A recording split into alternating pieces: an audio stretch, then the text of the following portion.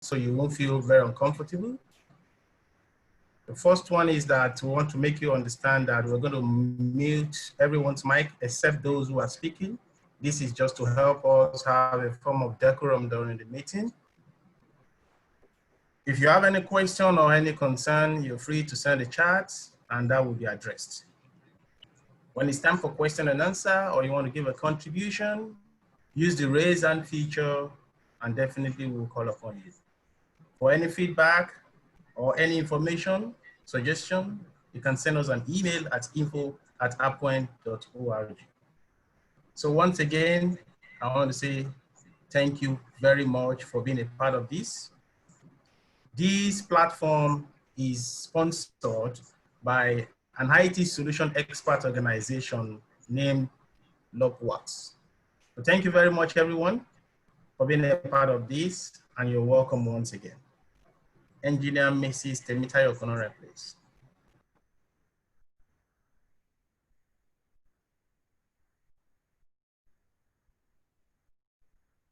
An electrical engineer, MS Electrical and Computer Engineering, Dr. White researches the behaviors of highly successful people and develops innovative assessment tools for measuring the behaviors that drive individual success.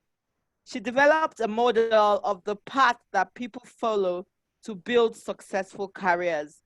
A summary of her work appears in her book, The Superstar Roadmap. In addition, Dr. White is an expert on competencies and performance evaluation measures. We're so excited to have you here with us, Dr. White. So welcome once again to this platform. Thank you. Can you hear me? Yes, we can hear you. All right. I need to be made a co-host so I can load my PowerPoint.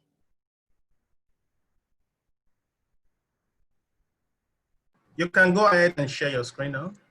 Oh, okay. Thank you. Let me see if I can find it now. Here we go.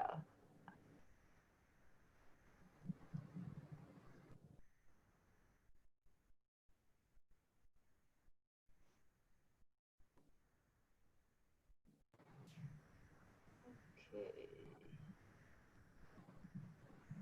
See where I. Oops.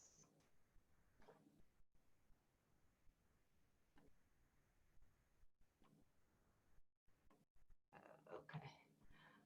All right. Today I'm going, and also let me know if you can hear me well enough.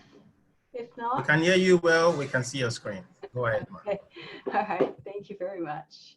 So today I'm going to talk about the path to leadership and how ordinary people become great leaders. And I'm also going to focus on it to some degree as to how women lead, because I understand this is primarily a women's organization, though I know there's a number of men attending. So first of all, I'd like to thank you for inviting me. It's an honor to speak to you. And I hope that what I have to say will be helpful. It's based on my research in part because I became very interested in this area because I'm not a native-born American, and I became interested in how people build leadership in the United States, and also in other areas too, both as a woman and as an immigrant in this country. I found it challenging to understand what the rules were. So I'm going to start by talking about the fact that women are becoming very highly respected leaders. They're stepping forward in many areas and starting to lead. And one of the more interesting things, when I was listening to a program the other day, there was an interview with a man called Julio Frank, who was one of the top public health people in the world, who was formerly a dean at Harvard, and also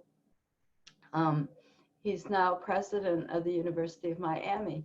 And what I found fascinating was that he was talking about how women have outperformed male leaders in dealing with the coronavirus. And so I found that quite intriguing. And then I found this piece in Forbes magazine, which is, you know, a sort of very important business magazine, I guess, probably around the world, and how they had featured this whole sort of article on how the women who are on the screen here have been more successful at dealing with the coronavirus in their country than in other places. So I found that rather intriguing to think about how women may lead differently than men do. So I wanted to sort of start with this. You'll see they come from a series of countries. There's Erna Solberg, who is from Norway. She's the prime minister there. One of the things I noticed was that they took immediate action. She was one of the first to shut down their country. She increased their hospital capacities. She also anticipated that there might be problems for the elderly and certain people who are high risk, which was interesting because I think nobody kind of, the male team, which is primarily male in the United States, never quite figured that out or dealt with it, because they say about 40% of the people who've died in the United States have been people who are in care homes and people who have pre-existing conditions. And she immediately anticipated that and took action to protect them.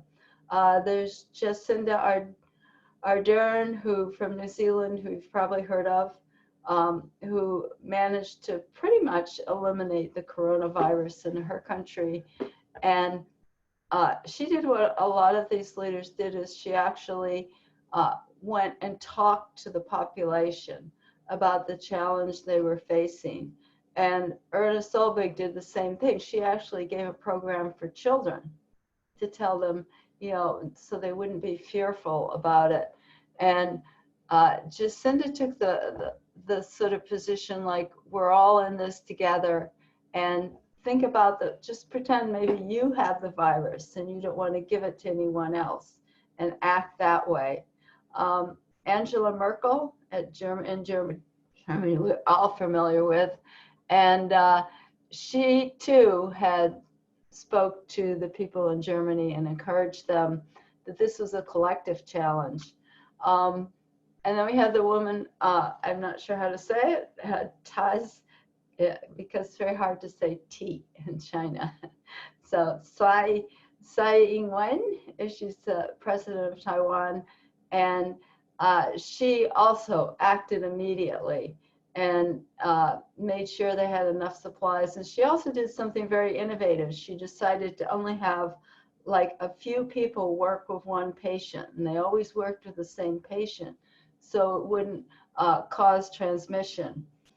We have, there's Katrín, the Prime Minister of Iceland, and also there's the Prime Minister of Finland, and then Mette Frederiksen, and they too have been highly successful. So one of the interesting questions is, why have women been more effective in this situation, and what have they done? And that made me think about some of my research, which is one of the people I've looked at in my research has been, I've looked at maybe about 60 people now. I've examined their lives and how they created their successful careers. And so Barbara Corcoran is a woman, she's from New York, and she founded this real estate business that became a multi-million-dollar real estate business in New York. And she never went to college. She grew up in a family where there were 10 children. And so if you look on the screen, you'll see a picture of the family. And to the left is her mother, Florence. And I decided Florence was the real hero here. Her mother was just this amazing woman. The children, as you can see in the picture, are always very close in age. And Florence had a couple of things that made her exceptional. Was that she was incredibly good at logistics. They were a very poor family. All of them lived in this very, very small house. And she had all these systems for getting them off to school in the morning. She would have, you know, the socks drawer, and the socks drawer was, there would be one for the boys and one for the girls. So if anybody needed a socks, she'd say, look in the drawer. And they'd come down in the morning and there would be 10 bowls all stacked up. And they had this whole routine, and she managed to just organize this whole house. And so I was thinking of her in terms of the coronavirus and how in the United States they had so much trouble creating a logistical supply chain. And I thought, oh, you needed Florence to come and work for you. And but the other thing that was amazing about Florence is that for each of her children, she found that there was one thing they were really good at. And she always, when she asked one of them to do something, she'd say, well, you're really good at this. So she taught each one what was special and what their talents were. And that's something too that I will be talking about as I continue. So one of the things that's interesting is that I had originally put this as, you know, leadership is failing in the world, because there's lots of statistics that have come out showing that CEOs of large companies last for only about 5 years based on the research and the S&P 500 companies. And also in 2019, there were more CEOs fired than in any other year. So at the world's top 2,500 companies, 1,640 CEOs left. Now, they listed as they're being left, but in most cases, people are asked to leave. And it's usually not voluntary. They're either going to another place, or they're leaving to go somewhere else, or they're being asked to leave. So people. Sorry, Dr. White, we can't see your screen. Are you sharing your screen? Looks like you stopped sharing your screen. You can't see it? Yeah, it looks like you stopped sharing it. Oh my goodness, I haven't done anything here. Want me to load it again? My system says I'm screen sharing. Is she sharing? I can't see her screen. What? I can see her screen. Oh, okay. Then maybe it's from my end. Okay. I'll look at that. Thank you. I can see her screen. Okay, thank you. Yeah. Yes, she's sharing. I can see her screen. Okay. All right. Thank you. Is everybody else okay? Anybody else have any problems? We are okay, Ma. You can go ahead. All right. Let me just go to the next one. Can you see everybody okay with this? I'm not looking on the chat because I find that I can't do two things at once. Yes, I think, well, yeah, it's fine. Okay. So my question is, why aren't there more women leaders? And so I was thinking about it, and one of the more interesting things is that I think this is important whether you're leading as a man or as a woman, and that is that at the medical school, my program is primarily men. And we meet every week, and often I'm the only woman. So it's been very interesting to sort of watch the interaction between the men and see how they behave. So one of the things I find really interesting, and the reason I have a picture of my dog here, is because I also learned this from my dog. And with male dogs, he's a male dog, and one day I was walking in the woods, and this woman came along who walks a whole group of dogs, maybe 6, 7 dogs. And there were a bunch of male dogs in the in her group. And so they all came rushing up. My dog was off the leash. And what was really interesting, I was a little frightened at first because they all started jumping on my dog and my dog started jumping on their dog. And they went through this whole thing for about 5 minutes and they were all barking in each other's ear. And so the woman who did it says, don't worry, they're figuring out who's going to be the leader here. And so I thought this is incredibly intriguing. And I thought about the men that I work with and how they bark in each other's ears periodically.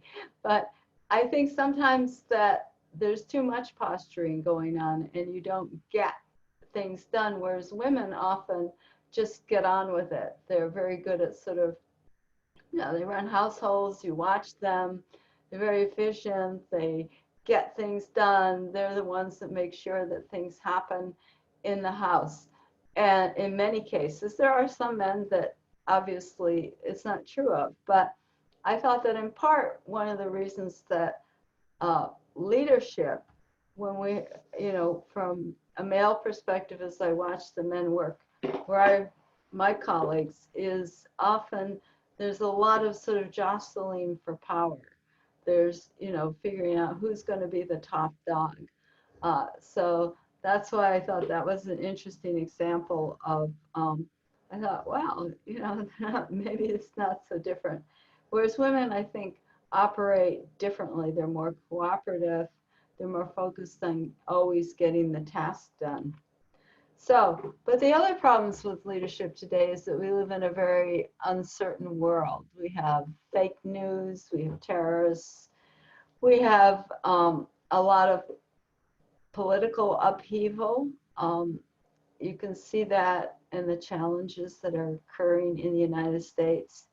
And we've also got this extremism, the hyper-nationalism that's reminds us of what happened in Germany before World War II. And so we need great leaders now, because, which is why, you know, it's great that women are starting to step up to take more leadership roles. And I encourage all of you who are women who are watching this to think about how you can be a leader. And so I'm hoping that some of the things that I talk about today will help you with that. Also, you have many more challenges in the workplace today. We've got climate change sort of roaring along that's going to dramatically change how we work. We have cyber threats with people breaking into our computers or company computers. There's lots of laws and regulations that when you're running a business, what you can do is affected by what other people are doing in other countries. And there's also these endless kind of wars that can affect supply chains. We have corrupt governments. There's many, many challenges today to being a leader. And also, you know, they affect how successful you are. So I argue that our traditional ideas that make someone a great leader really aren't working. We have made this assumption that if you look at the picture here, I always ask people when I'm lecturing, who would you pick as the next leader? And of course, they pick the little boy in second from the left, and which is a sort of bias on our part. And so we kind of have made this assumption that people have intrinsic kind of personality characteristics, that you're a born leader and that it's predetermined. But what my research shows is that we can all be successful. We can all be leaders in our own particular area, and that we just need to know the way to do that. And that's what my book is about. So my book the superstar roadmap is different than the way other people approach things. Because what I did when I did my research is I look at what people do and not what they say they do. Because, you know, tons of people have written books about how they became a leader or how they became highly successful. But most of those, you know, are sort of focused on what they say they do. And for all of you, I'm sure you're very aware in your jobs and other places in your lives that people's ideas of what they do is not what they really do. So my focus, and I also urge you to practice this in the workplace, is to always pay attention to what people actually do, not what they say they do. And what I did in my book was I looked at how people solve problems, how they deal with special challenges, because I think that's what, when you have to really sort of bring out your best game, and when you're trying to generate success in a project or anything else, or succeed in the workplace, you know, you have to be able to know how to solve problems, to deal with challenges, because things never kind of go the way we anticipate they will. And so my focus was also looking at what they do in key situations. So here's some of the men in my study. Jack Ma is founded Alibaba in China. Ray Dalio is built an incredible hedge fund called Bridgewater. You've probably heard of Jeffrey Bezos, who founded Amazon. Bill Gates, who founded Microsoft with Paul Allen, and of course Steve Jobs. And these are the women in my study. So I have Donna Shirley. She was the one, which some of you may remember, she was the one that headed the project that landed the first Sojourner on Mars, the little robot that scurried around Mars. And she actually managed an entire male team of engineers. And so, and she figured out how to get them all to work together and to get the Sojourner on Mars. Oprah, you're all used to, you know, I don't have to explain her. Margaret Thatcher, you know, the first Prime Minister of the UK. Barbara Corcoran, who I've talked about before, who founded this huge real estate organization. And Mrs. Alakija, I hope I'm saying it correctly. Excuse me if I'm not. And also Anita Roddick, who founded The Body Shop, which was the first cosmetic company that used natural products for women's skin. I'm not sure if it still exists now, but she was really a groundbreaker in doing that. And so those are just some of the people that I studied, but it'll give you sort of an overview that I look at a variety of people. What I do is I read both what they've written about themselves, I look at interviews, always trying to collect information on what they did rather than what they say they did or necessarily what their accomplishments are. So one of the most important things both about becoming successful and becoming a leader is to realize that the people who are successful, the people who become leaders, they're really people who grow. Nobody has a steady path forward where everything goes right. Everybody has things that go wrong in their life. And essentially there are people, and I think Steve Jobs is a perfect example of this, because when he started, he was sort of this type of person who was so what they called in the US at the time a hippie, who walked around with no shoes. He didn't wash because he felt that he ate all these natural foods and that he didn't need to wash, that his diet was so pure that, he smelled so badly that people at Hewlett Packard, where he worked part-time, had him work at night because he smelled so badly, no one wanted to work with him. And he also had a lot of problems, problems, with irritating and annoying other people and being too demanding, etc.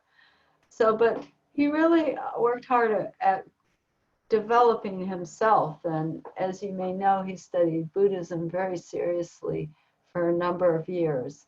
And as you watch his career, he changed, he became wiser. He would just learned how to manage people, etc. And that's true of everybody. So sometimes we set too high standards for ourselves, but it turns out that everyone flounders, everyone has challenges at times. So the important thing is never be too hard on yourself, because it's a process. In some ways our whole lives are a process. Our whole lives are a process of growing and learning. We take a few steps forward, a few steps back, but ultimately the goal is to become wiser and a better person. And I find that when people can do this, they become more successful in the long run. And I don't just measure success by making a lot of money. I think success is something bigger than that. It's something more of helping to make a contribution to the people around you and the world around you, because we need everybody. We need everybody, whether they have the top position or mid-level position, to contribute. So now I'm going to talk more about the steps that you need to take to become a leader or to become successful. And the first thing that's incredibly important is that it begins with knowing who you are. And this is one of the most important things. And what I mean by that is knowing what your talents are and knowing what your weaknesses are. Because it's like in anything, you need to play to your strengths. You need to capitalize on what you do well. And that's what I found about everybody I've studied, that somehow or other, they don't always articulate it, but somehow they know what it is they do well. So I call that I call them super talents, because they're very small things. They're not gigantic things. They're not even where you went to school or what your education is. They're extremely small things. And I'll give you a couple of examples. When we go to school, we're measured on just a few kind of talents, whether we're good at, you have something on my screen. I don't know if you're getting it, but I am. When we go to school, we're measured on just a few talents, like, how well do we read? How well do we learn facts? How well do we do mathematical problems? How well do we do calculus? And these sorts of things. And they're very limited. They all have to do with our ability to absorb information. Whereas there's over 80 cognitive talents that we have. And that's just the latest count. And so there's lots of small things that we do. For example, some of the talents we have that some people have what's called very fast cognitive processing speed. So this means that they're really good at absorbing enormous amount of information rapidly. So people like that can be, they will know all sorts of things that are going on. They will read, different papers, newspapers and magazines, etc. Now you don't need to be like that, but that's the kind of talent that's not recognized. And it's also an important one for a leader, because to be a good leader, you need to know everything that's going on. So but other people have slower cognitive processing speed. If you look at someone like Einstein, who spent all this time working out the relationships between matter and time and space, etc., he wasn't very good at taking exams. He wasn't very good at school, but what he was good was visualizing shapes and manipulating variables in his head. And he did that pretty slowly. You know, he spent hours sort of manipulating a few things in his head. So he was not a person who had a fast cognitive processing speed, and he didn't do well on standardized exams where you have to be fast to do that. Other people have what I find is an interesting super talent, which is they're able to see the relationships between small pieces of information. They see patterns. So they're very good. They can see patterns in language. They can see patterns. And usually it's different. One person might see patterns in data and numbers. Another person can see it in language. So they see the relationships. First of all, they notice the details and they see the relationships between little pieces of information, which is an amazing sort of talent. Other people are brilliant at noticing people's nonverbal behavior, or at listening and knowing how to connect with people. So there's a whole sort of range, and when you start, one of my hobbies since I was a small child is always watching people. And I was always fascinated by people who could do things I couldn't do. And so I would watch them really carefully in hopes that I might learn how to do it.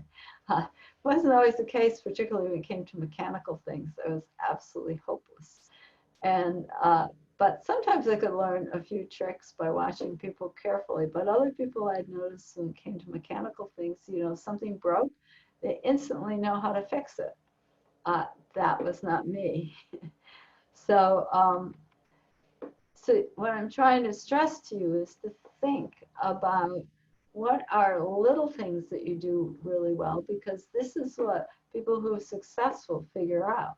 These are the building blocks. So if you look at sort of picture like this, and let's say you were going to build it, if you thought about it, let's say you decided you wanted to have some kind of product like this that people could put in their yards or in their house, something beautiful. Well, you would need all sorts of people with different sorts of talents. You'd need somebody who was artistic, who could visualize something beautiful for you to build. You would, if you were wanting to start a business, you would need somebody who was good at raising money and could connect with people, or you might need someone who is brilliant at calculating how much it would cost to build this, how much all the different parts would cost, how much it would cost to hire people to help build it, etc. You would need people who were able to think visually, think in the same way of Einstein, see structural relationships between things and fit the pieces together.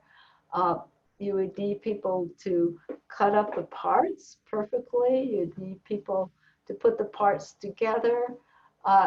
There would be so many different little talents that would go into building something like this. And if you think about yourself, and you'd also have to hire people. And some people are very good at seeing other people's talents. So that was something that Steve Jobs was brilliant at. He was very good at identifying people who had incredible technical talents, because he actually didn't have that many technical talents. He was more visionary in terms of the products that he produced and how to make them really easy to use. But when it came to actually doing the computer technology involved, he was not good at that. And so when he built the first Apple computer, he had Steve Wozniak build it. And the reason he did was he had known him from secondary school, and he knew he was really good at that. So and that he was much better at, wiring together chips than he was. So he convinced him to come and work with him and build the first Apple computer. Steve Jobs was the one who visualized it and had the idea of creating a computer system like this, but he knew that he was not brilliant at knowing how to create the insides of the computer. So, but that was, and if you look at people who are successful, they often don't do key parts of the final product, or what they aren't responsible always for the actual product. Or they may have the vision, or in some cases, they may be the person who designs a brilliant logistical supply chain. It varies. And you often see this. One of the things I find is interesting in the US is that often many top executives have assistants, and their assistants are brilliant at organizing them, keeping track of everything they need to do, etc. But and they couldn't function without them. But interestingly, I find it interesting that they don't get paid that much, yet they're absolutely intrinsically important to this person's success. So one of the questions is why don't we know what we're good at, and why don't we capitalize on it? And is a lot of really interesting research is that we don't know that we're often very poor judges of what we're good at, and also poor judges of what we're not so good at. And so they did a really interesting study at Cornell, where the study was set up. So people took a series of tests. They took like 2 or 3 tests, but when they would give them the tests, these were college students, and when they came up out of the test, they would ask, well, how did you do on the test? And what percent, do you think you were in the top 10%, or do you think you were in the lower 20%? And what they discovered was that people who did really poorly thought that they were above average, that they were in like the 60th percentile. And the people who thought who turned out to have really great scores, because they scored it later and they looked at what the person said they thought they did in terms of their performance and what they actually did.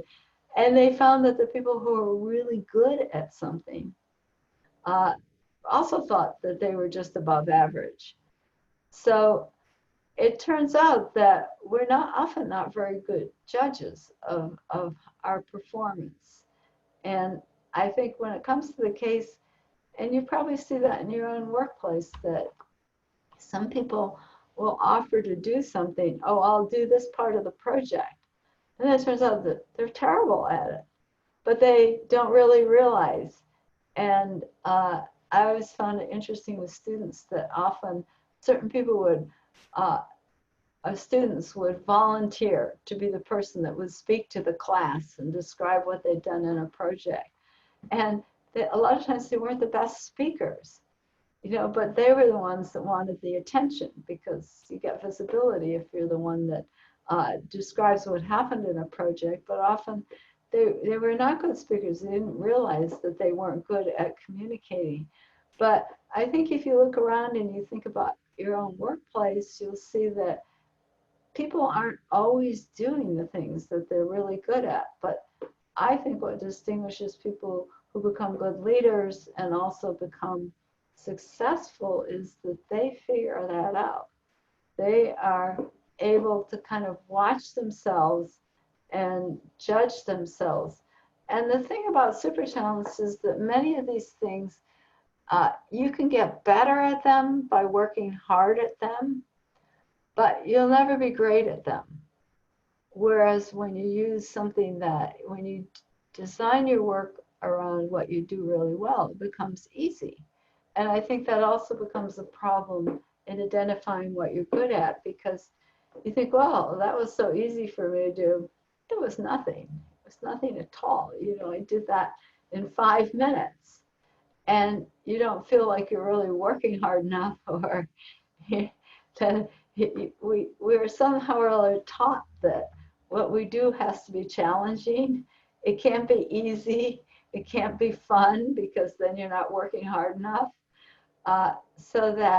But when you do sort of put your work in sync with what you do really well, you'll find it goes 10 times more smoothly. And also, it's very important to pay attention. They're working for people working for you, to make sure that they know what they do really well and understand the sort of things that they are very good at. So one of the happens with people who are very successful and also great leaders is they figure out what their small super talents are. And then they look for positions where they can capitalize on them. So that is incredibly important. So if you look at someone like, say, Steve Jobs, or, well, let's take Donna Shirley. Let's take a woman. She was the one who led the expedition, or that created the Sojourner and the successful landing of it on Mars. And she, had to manage all these engineers who were obviously always, and they were all male, no women, and they were always sort of fighting with each other and disagreeing with each other, etc. Like the dogs that I described that my dog met in the woods. So they were all kind of jostling for who was most important. And yet she wanted, when she grew up, she wanted to be an aeronautical engineer. She was fascinated by planes and spaceships and things like this. So, but it turned out she wasn't very good at spatial relations and these sorts of things that are involved in that. So she went to the University of Oklahoma, and she was doing very badly in her aeronautical engineering courses. So it got to be senior year, and she realized she wouldn't graduate unless she got her grades up. So she switched to journalism, and so she could graduate. But then she went to work for an aerospace company, and as a technical writer, and that was the only job she could get, because she didn't have an engineering degree. She then had a journalism degree. And so, but it turned out, so eventually she went back and got her engineering degree and finished it with great struggle. She almost didn't finish it. It turned out that she was failing electrical engineering. And the professor only passed her because she agreed never to practice electrical engineering.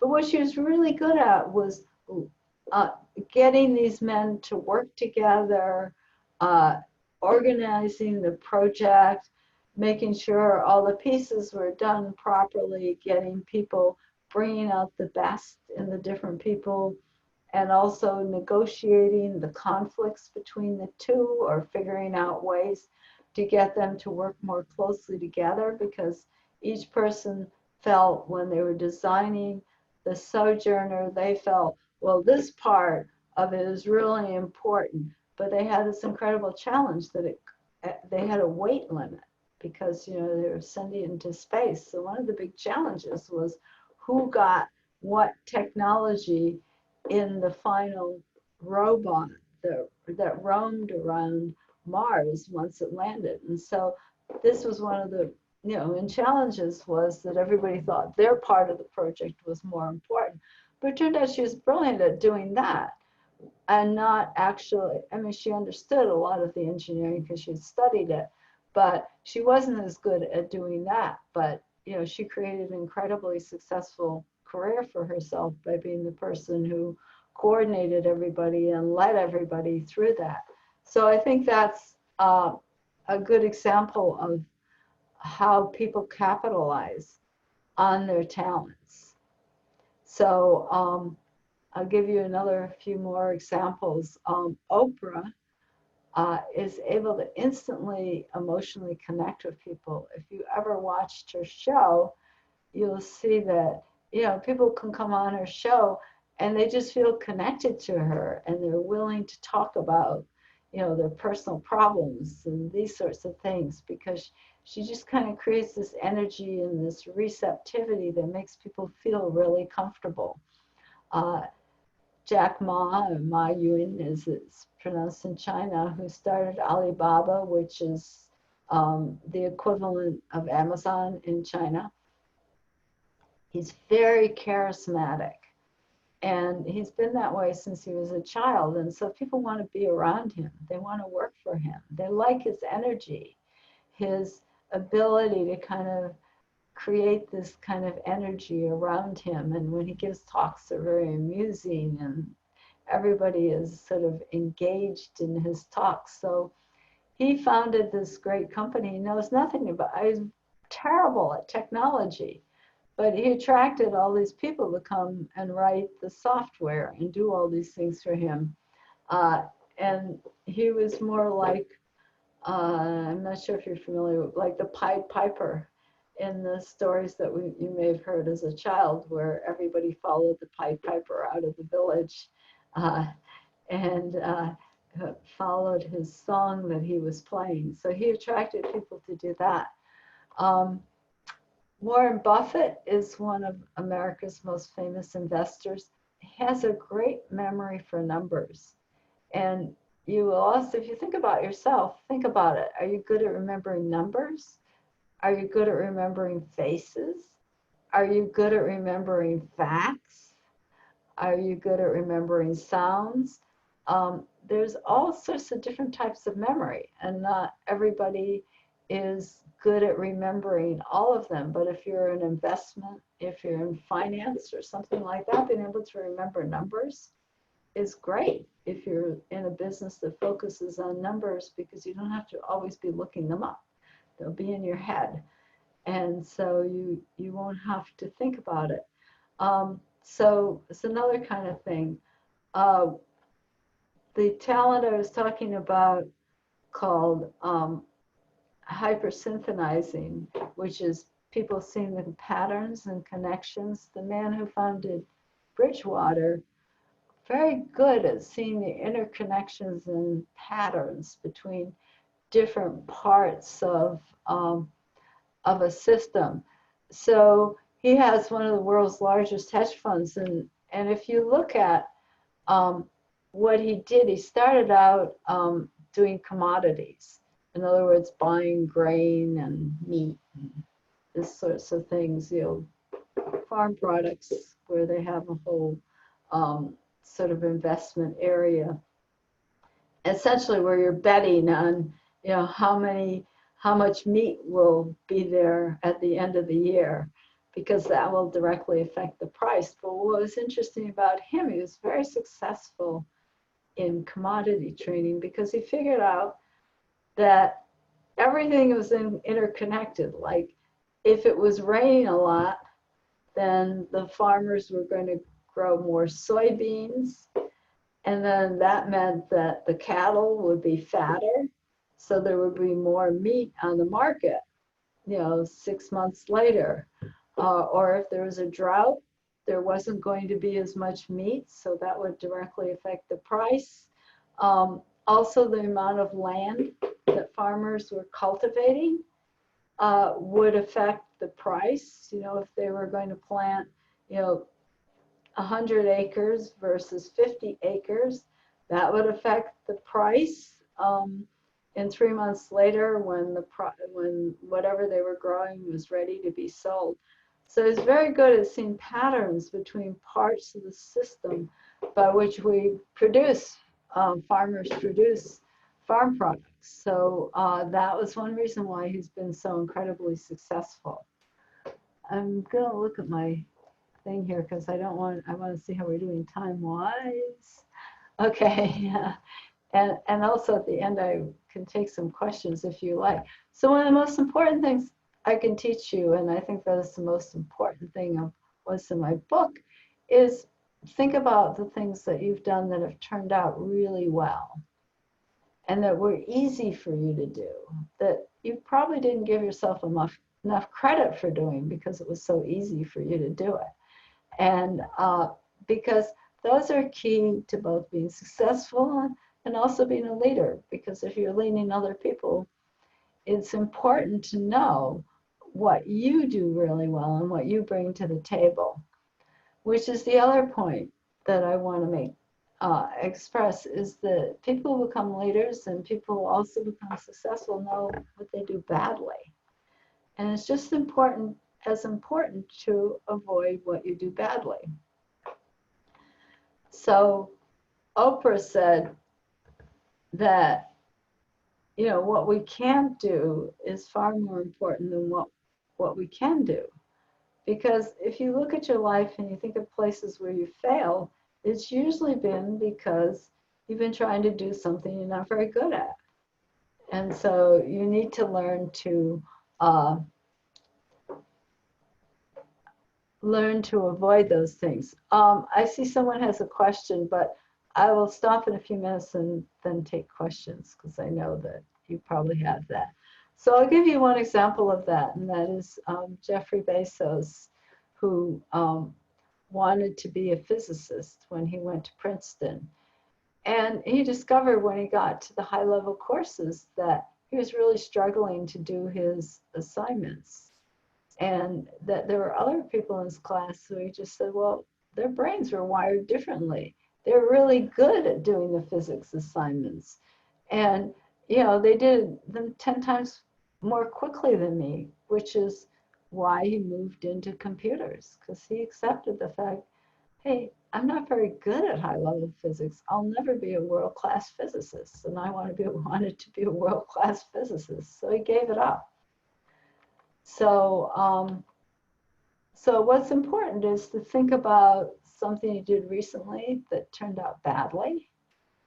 And one of the things that people who are successful do is they find other people to do what they do badly. And that's also what successful people do and also what leaders do. So the final thing I was going to talk about was that leaders follow their passion, but maybe I should save that for next week, because I guess I'm going to talk to you again, because I see that people have some questions. So people want to just ask their questions, or should I look on the chat? Someone want to answer my question? Oh, thank you very much, Ma. I want to say, if you have any question or comments, please just use the raise hand feature and you'll be asked to omit. So, Engineer Quinette, go ahead, please. Oh, okay. Okay, Queena, you've got your hand up.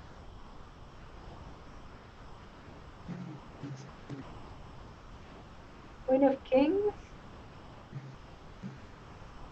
Let me look down some more. Anybody else have any questions?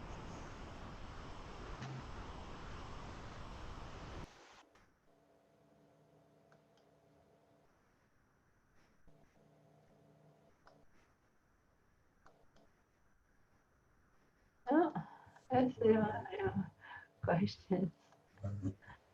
Oh, Peggy, did you have a question?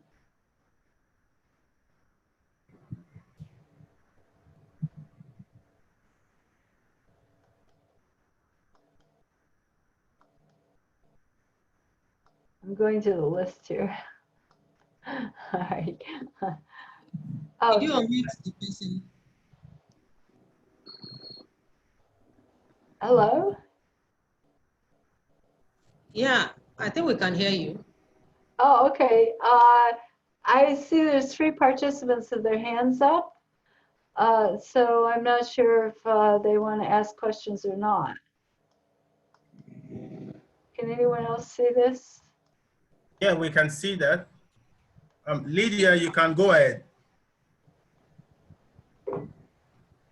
Did you unmute her? Yes. Hi, can you hear? Lydia here. Hi, Lydia. Hi, ma'am. Thank you so much for the session. I was going to ask, you mentioned some examples, like the lady that was studying aeronautical engineering, and she discovered her strength was in putting people together, and also about Jeff Bezos, who wanted to be a physicist, but he noticed that he struggled with those with some of the high-level courses. I work in an institution as an academic, and I see a lot of students in that situation. Um, they are studying engineering, but that is not their strength. And trying to advise them on how to capitalize, on how to balance the need to have a tertiary education, because it's important in Nigeria, compared to following what they're good at. It's not always something very easy, because a lot of resources have been committed to them being where they are. So telling them to kind of try to focus on their strength would seem like a disadvantage to them. How can they navigate that? I mean, I've had a student who had to be withdrawn at the 4th year from engineering because he just was not doing very well. So how would people navigate the reality and the need for having a tertiary education, but they're studying something that is not their strength? How can they go around that, will I say, circle? How can they navigate those I think, I mean, I think that's a really interesting sort of thing, because the education system doesn't always kind of cater to what we're going to do after we leave the program. And Donna Shirley, realized when she got in the workplace that she needed an aeronautical engineering degree, even though she wasn't good at it, at school at it, because she wasn't going to advance in her career in the aeronautical company she was working in. So that was why she went back and did finished her degree, even though she almost didn't pass. But I think in part, you can help people like that by creating strategies for them. And I'll give you an example of that. From my own career in electrical engineering. And that was, I cannot visualize anything in 3 dimensions. I just have never been able to do that. Or as I mentioned, I can't fix anything mechanical. So I took calculus. I ran into the problem of the fact that I had to solve 3-dimensional problems. And so what I did was, I knew that on an exam, and I always ended up getting one of the top grades in the class, but I did that by, I would do as many problems. I got an extra problem book. And I practiced over and over again all the 3-dimensional types of problems that I might be asked on an examination.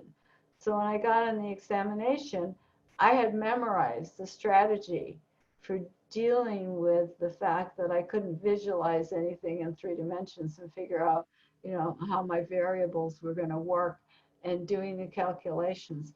So I think sometimes you can get around what you're really bad at by coming up with, first of all, recognizing it, and then coming up with a strategy so you can, memorize what, and I was good at memorizing, obviously, so that you can memorize what to do when that type of problem or situation comes up. So essentially what I do is I would just do lots and lots of practice problems, and the parts that were really hard for me. Other parts, if it was 2 dimensions, I was good at that. So I used to say to people, I'm good at 2 dimensions, and I'm good at n dimensions, because problems of n dimensions, you don't have to, but I'm not any good at anything that is in 3 dimensions. because I could do the problems that involved n dimensions, but not the ones that involve 3 dimensions. So I think if you're, for your education, you have to come up with strategies. And there are other times I use strategies like that. I'm not very good at taking multiple choice exams. So I made sure I never took a course that had, I only took courses that had essay exams, and, except for math and science, which you don't have essays. So, you know, so that what you need to do too is like focus on the parts of a course that are really a struggle for you. So I hope maybe that gives you some ideas of how to advise them. So thank you very much, Ma. We No, have more questions. yeah, Engineer Queenet, are you available to speak? Good morning, everybody. Good morning. Hello? Do you have a question?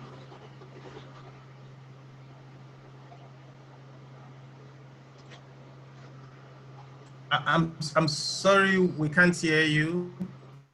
Maybe you just put it on the chat box, and definitely it will be responded to. You can call the Engineer next person. Patricia.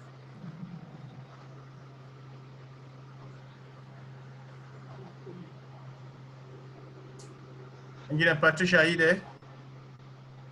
You can unmute yourself.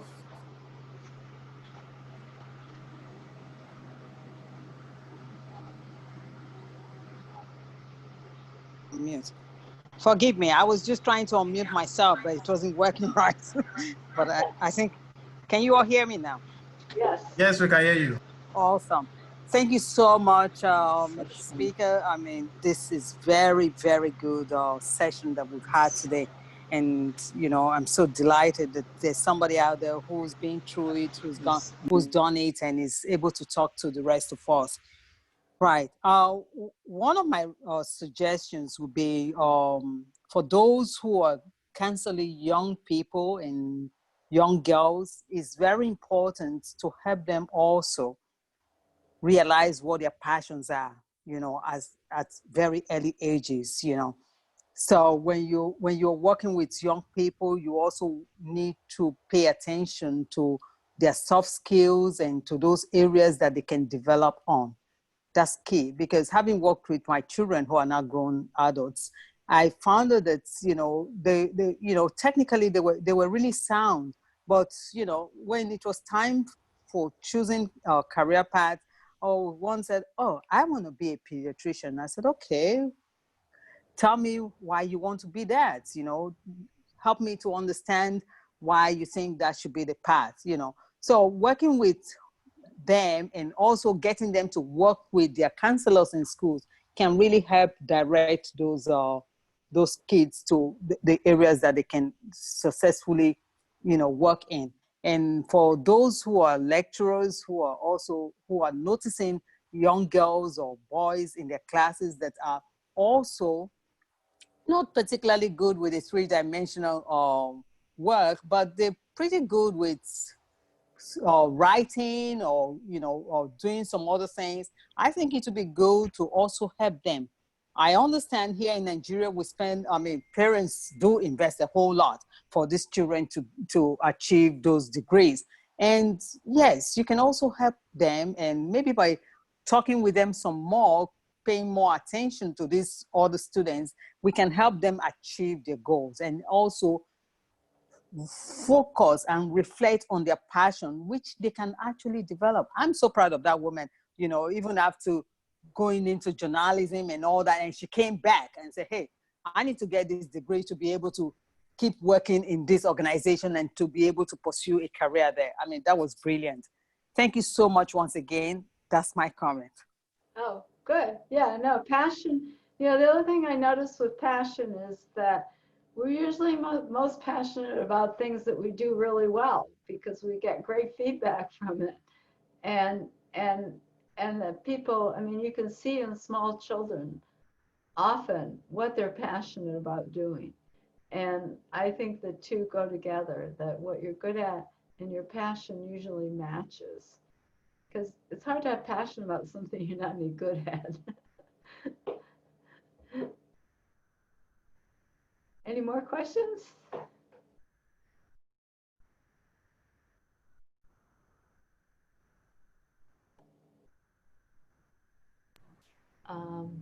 For those just joining, if you have any question, please use the raise hand feature, and definitely you'll be called upon. All right. Thank you. Look through here and see who's got their hands up. Oh yeah, up here showing Leowie. Leowie, do I have your name right? Sandra. I think the name is Sandra. Oh, okay. Your question? Okay. Can you hear me? Yes, definitely. Okay, thank you. Thank you very much for the presentation. It was really an eye-opener, seriously. Getting to understand the super talent we have, not neglecting that.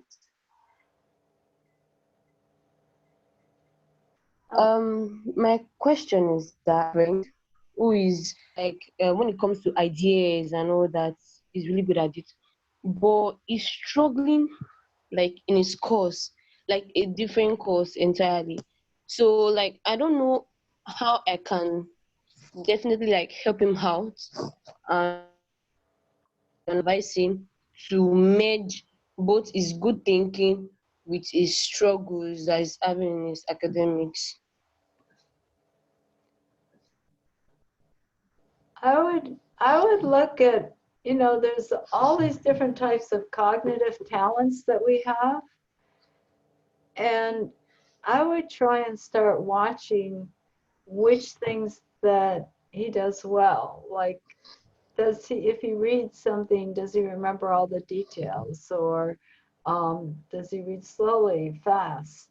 But there's many different what kinds of problems is he able to solve, etc. In other words, start micro watching, to see if you can find out the little things. Because if you can find out those little things, then as I described in my example, I capitalized like on my memory for how to do problems. And then and often in my career, I've used little strategies in the educational system to sort of get around what what I couldn't do, or in some cases hadn't done that I should have done.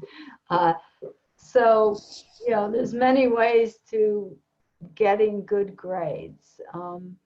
Sometimes just finding other students, if you're good at influence, finding the best student in the class to work with you. And some cases, as I said before, is strategy, but I would just start finding the parts that your child does really well, and there's going to be some. And what's really interesting is that in the United States, let's say children that have learning disabilities or children that are autistic, they used to think they didn't have any talents, but they do. And sometimes children have problems because they're dyslexic, and so they have trouble with reading. The words are all sort of mixed up when they read them. So, I think you need to go on and become a detective in this case, because I'm sure there are things that he does really well. So I'm hoping that what I've talked about, and you can also look and see, I'm not sure, this is sort of a new area, something I'm writing a book on, but since I haven't written the book yet, I'm kind of trying to think of where I can tell you to look. But anyways, I hope that helps a bit.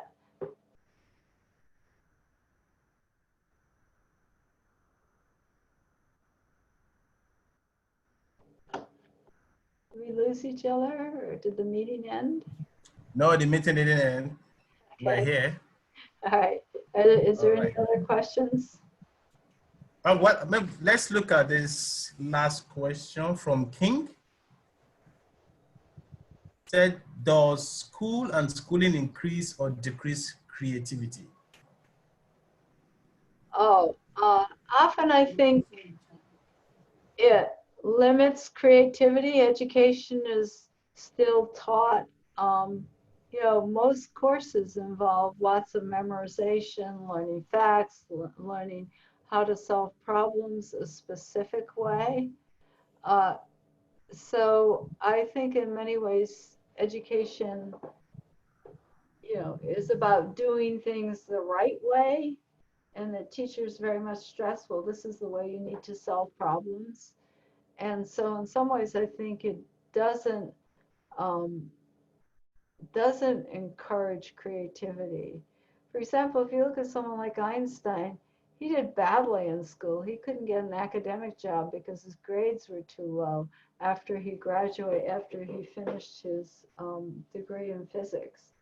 And so I think part of my message is that, you know, you have to come up with different ways of getting where you want to go, and that takes and so because the education system, you know, if you think about it, everybody's measured on 2 or 3 things, like your grade point average, and that's only people who are good at getting grades are only good at doing a few simple things. They're good at memorization, they're good at following instructions, and that does not encourage creativity.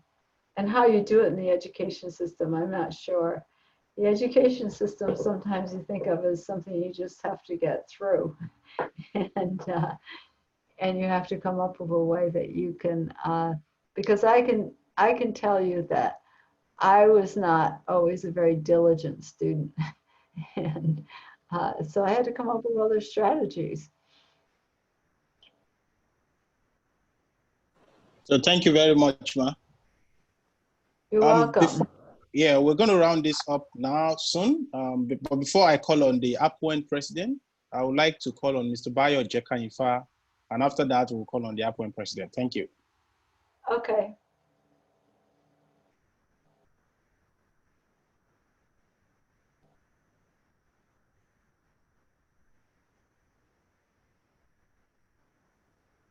Okay. Hello, sir. You can unmute yourself. Okay. Go ahead, Yes, sir. I just unmuted myself. Hi, Professor Myra. My name is Bayo.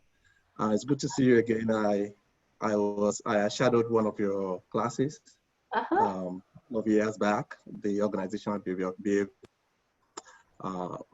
which I did gain a lot from.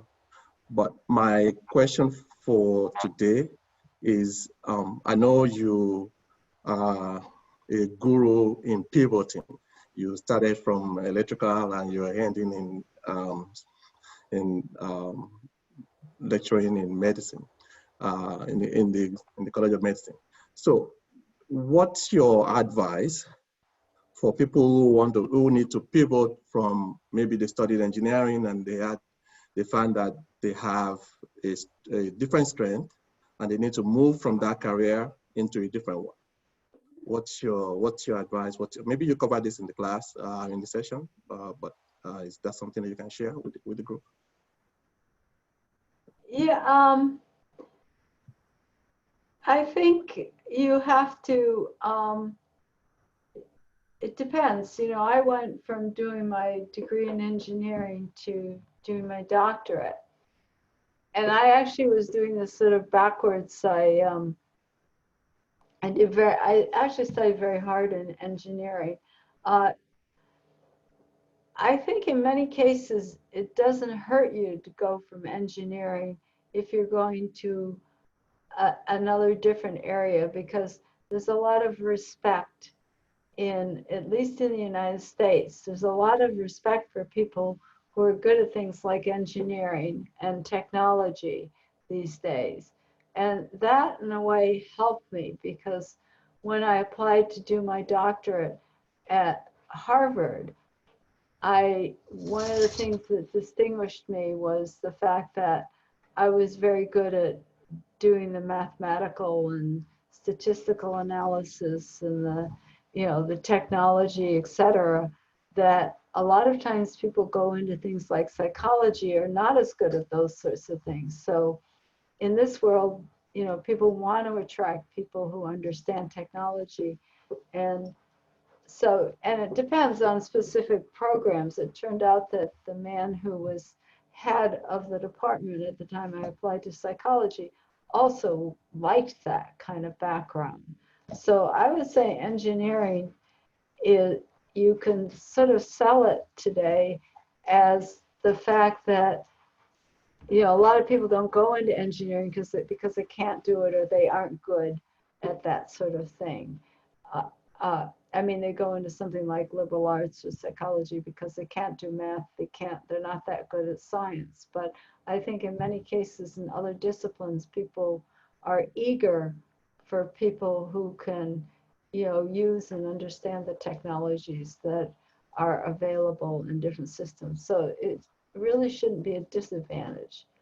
If it's, you know, it's more a case of finding programs where you know that people will appreciate your background and your ability in that area, and showing them the connection between the two. Okay. Thank you. Thanks for sharing. Yeah, so it's a good basic background to have in this world. I agree. Okay, thank you very much, Ma. You're welcome. APWEN President, Ma. You can go ahead, please. Yes, thank you, Dr. White. It's been a pleasure having you. And we totally appreciate this because I know how your schedule can be, especially now that the summer sessions are about to start. So we'll won't take too much of a time. We'll just look forward to next week. All right, so I'll see you all next week, and thank you. It was my pleasure. Yeah, thank you. Bye. Have a good weekend. You too. Bye. Bye. Thank you all. Madam President, thank you so much. Thank you, my past president, Ma. Thank you. Hey, President, I appreciate you. Thank you, ma'am. All right, bye, everybody. Bye. Bye. Have a wonderful week. I know it's just early morning there. I've got a longer weekend than you do. Yeah, it was 6 a.m. when we started you, so I appreciate that. All right, I'll see you next week. See you next week. Bye. Bye.